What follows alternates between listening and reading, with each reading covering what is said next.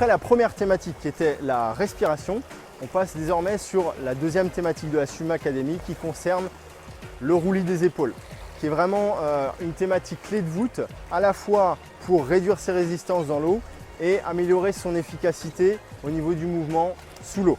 Les résistances, ça permet d'avoir ce mouvement de roulis d'épaule amélioré, permet de libérer et d'avoir une respiration beaucoup plus facile que si le nageur est complètement à plat, qui entraînerait un déséquilibre au niveau de son alignement épaules, bassin, cheville. Donc le fait de tourner ses épaules permet de tourner la tête beaucoup plus facilement pour placer sa respiration. Voici pour la partie réduction des résistances. Ça permet également de libérer le passage du bras au niveau de l'épaule, puisque en étant à plat, j'ai ma limite physiologique qui vient bloquer là, qui m'oblige à avoir un retour aérien sur le côté. Ce retour aérien sur le côté va entraîner forcément un désalignement de mon bassin par rapport à mes épaules et mes chevilles, augmentation des résistances. Alors que si j'ai un roulis d'épaule plus important, mon épaule est libérée, ce qui me permet de revenir beaucoup plus facilement, de rester dans l'axe, de contrôler mon entrée de la main dans l'eau et également d'améliorer ensuite mon efficacité, puisque en ayant un roulis d'épaule, je vais pouvoir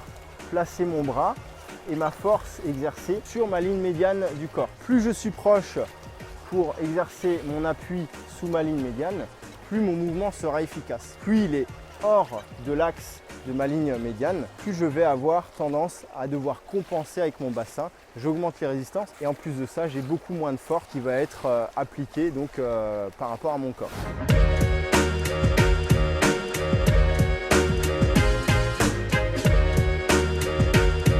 Exercice basé sur le travail de roulis des épaules. On va nager normalement en 3 temps. 1, 2, 3. Quand je dois respirer, je me mets d'abord sur le côté en latéral. Je place mon inspiration, je remets ma tête dans l'eau et je reprends. 1, 2, 3. Latéral, j'inspire, je remets ma tête dans l'eau, je souffle dans l'eau. Ok? Allez, c'est parti!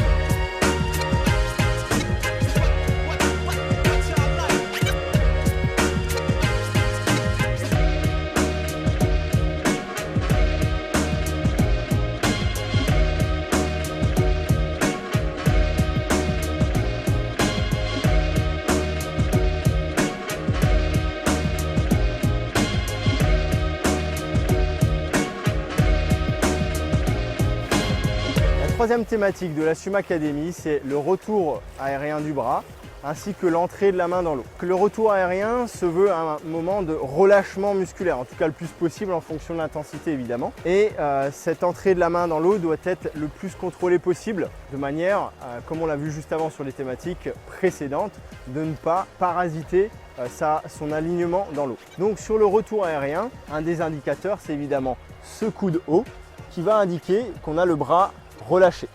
Ce bras relâché nous permet de contrôler l'entrée de sa main dans l'eau qui doit être devant sa tête, assez proche de sa tête et non pas comme on observe souvent en extension de bras qui aura comme conséquence une mauvaise prise d'appui. Donc retour aérien, le coude haut pour avoir un moment de relâchement, entrée de la main devant sa tête de manière à pouvoir enchaîner directement sur une prise d'appui efficace et de ne pas avoir sa main à la surface de l'eau. Exercice suivant sur le retour du bras et l'entrée de la main dans l'eau. On va travailler toujours sur notre bras, sur un seul bras. Mouvement sous l'eau, je passe en latéral perpendiculaire à l'eau, j'inspire, mon bras revient et je m'arrête à la verticale, donc à 90 degrés, la petite gifle sur la joue et l'entrée de la main juste devant la tête. Attention à ne pas allonger dehors de l'eau, mais d'entrer juste devant la tête. Okay, je répète, mouvement sous l'eau, latéral, inspiration, retour du bras tendu, je m'arrête à 90 degrés, la petite gifle sur la joue, où je relâche mon coude et j'entre juste devant ma tête. C'est bon pour vous? Allez, c'est parti!